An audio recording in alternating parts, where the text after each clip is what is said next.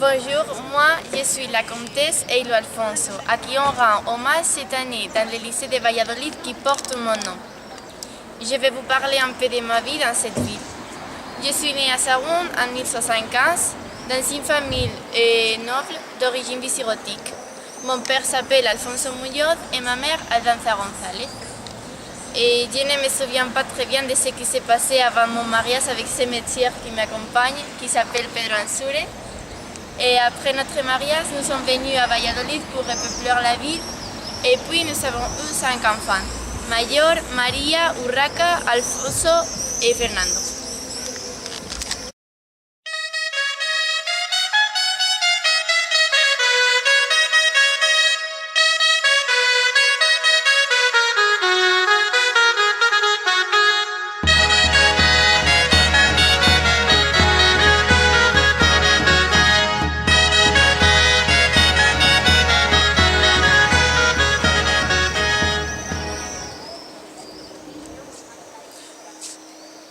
Notre roi Alphonse VI nous a ordonné de repeupler la ville de Valladolid.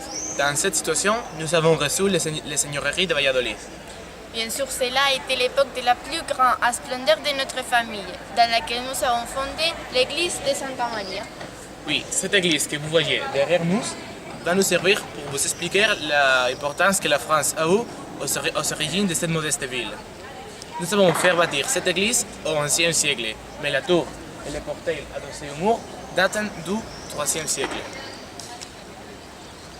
L'ancienne église fut remplacée dans le XIVe siècle par une construction gothique que vous pouvez apprécier là.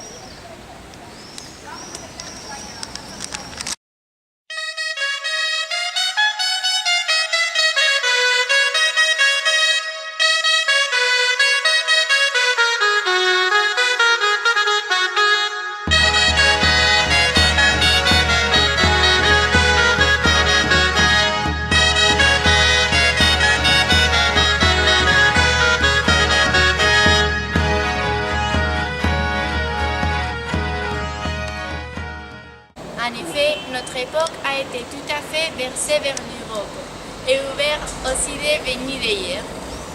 Notre Seigneur, le roi Alphonse VI, qui s'était lui-même proclamé l'empereur des 3 religions, a fait marier ses filles Urraca et Teresa avec Raymond de Bourgogne et Henri de Lorraine, 2 des plus riches membres de l'haute noblesse française. C'est comme ça que nous sommes entrés en contact avec les Français qui fréquentaient les cours et c'est de là que vient notre intérêt pour l'art roman que les Français connaissaient si bien.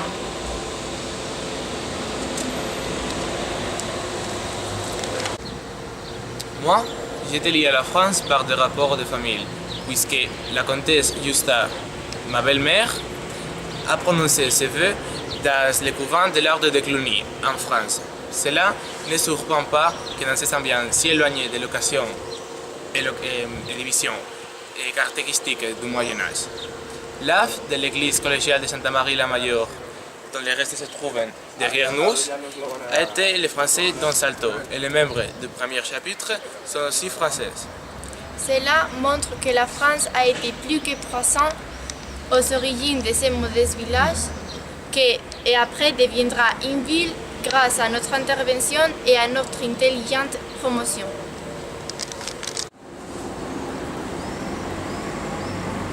En parlant de notre promotion à cette ville, qu'est-ce que tu as fait quand j'étais à la guerre à Séville?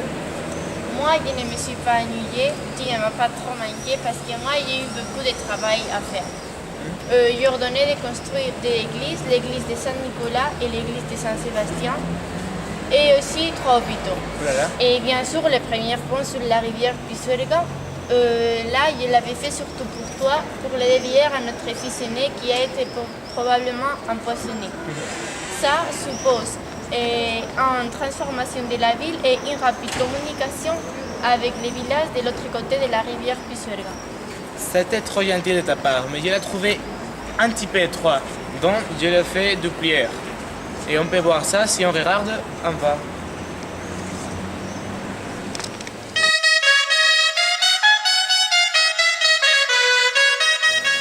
Malheureusement, après notre séjour à Urgel, pour nous occuper de notre petite fille Armengol 6, ma femme est morte et elle est enterrée à le monastère royal de San Benito en Sarun. Lui, il est mort après moi aussi et il a voulu être enterré à Sarun avec moi.